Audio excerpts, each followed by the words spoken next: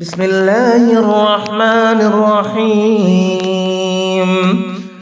وما كان لمؤمن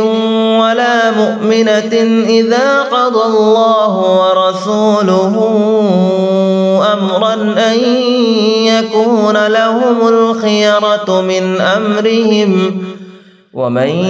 يعص الله ورسوله فقد ضل ضلالا مبينا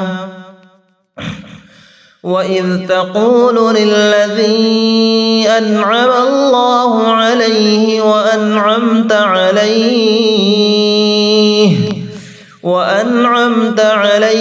أمسك عليك زوجك واتق الله وتخفي في نفسك ما الله مبديه وتخشى الناس